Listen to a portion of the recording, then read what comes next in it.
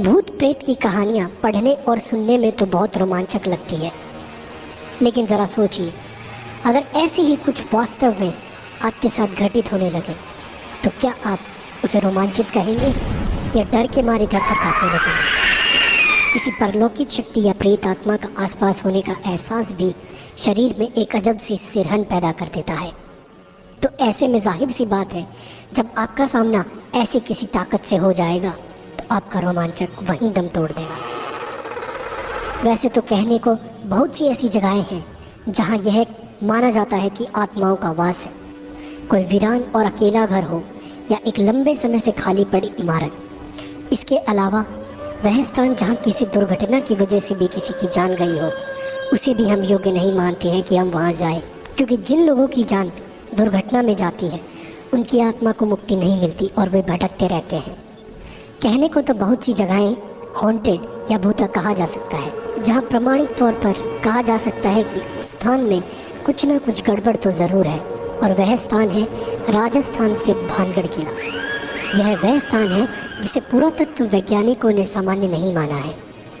तभी तो राज्य सरकार द्वारा भानगढ़ किले के चारों तरफ व बाहर चेतावनी के तौर पर एक बोर्ड लगा हुआ है, जिसमें साफ साफ लिखा है कि सूर्य उदय होने से पहले और सूर्यास्त के बाद कोई भी इस किले में नहीं रुकेगा और नहीं आएगा। तो आखिर भानगढ़ में ऐसा क्या है जो आम जन को वहां रात के समय जाने से रोकता है?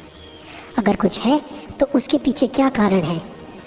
हालांकि कोई भी पुख्ता तौर पर वहां घटने वाली दुर्घटना का कारण नहीं बता पाया, लेकिन स्थानीय लोगों के बीच प्रचलित है कुछ कहानियाँ जो साबित करती है कि वहाँ कुछ ना कुछ तो ज़रूर हो सकता है।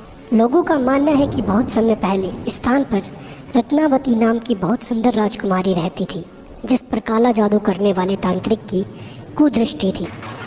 तांत्रिक ने अपने जादू से राजकुमारी को वश में करके उसका शारीरिक शोषण किया, लेकिन एक दुर्घटना के चलते उस तांत्रिक की मृत्यु हो गई और आज भी उस तांत्रिक की आत्मा वहाँ भटकती रहती है। तांत्रिक के श्राप के अनुसार वह स्थान कभी भी बच नहीं सका। वहाँ रहने वाले लोगों की मृत्यु हो जाती है, लेकिन उनकी आत्मा को मुक्ति नहीं मिलती है। प्रचलित कहानी के अनुसार सिंधु देवड़ा महल के पास स्थित पहाड़ पर तांत्रिक क्रियाएं करता था। वह रानी रत्नावती के रूप पर आसक्त था। एक दिन भानगढ़ के बाजार में उसने देखा कि रानी की एक दासी रानी के लिए केश तेल लेने आई है। सिंधु देवड़ा ने उस तेल को अभिमंत्रित कर दिया कि वह तेल जिस पर भी लगेगा उससे वह तेल उसके पास ले आएगा। कहते हैं कि रानी ने जब तेल को देखा तो वह समझ गई कि यह तेल सिंधु सेवड़ा द्वारा अभिमंत्रित है। तो कहते हैं कि रानी भी बहुत सिद्ध थी, इसलिए उसने पहचान कर ली और दासी से उस तेल को तुरंत फेंक देने को कहा। दासी ने उस तेल को एक चट्टान पर गिरा दिया। कहते हैं अभिमंत्रित तेल ने चट्टान को उड़ाकर सिंधु सेवड़ा की ओर रवाना कर दिया। सिंधु सेवड़ा ने चट्टान देखकर अनुमान लगाया कि रानी उस पर बैठकर उसके पास आ रही है। सो उसने अभिमंत्रित तेल को रानी को सीधे अपनी छाती पर उतारने का आदेश दिया। जब चट्टान पास आई तब तांत्रिक को असलियत पता चली, तो उसने आनन फानन में चट्टान उसके ऊपर गिरने से पहले भानगढ़ नगर उजड़ने का श्राप दे दिया और खुद चट्टान के नीचे दबकर मर गया। कहते हैं सिद्ध रानी को यह सब समझते देर न लगी और उसने तुरंत नगर खाली करने का आदेश दे दिया।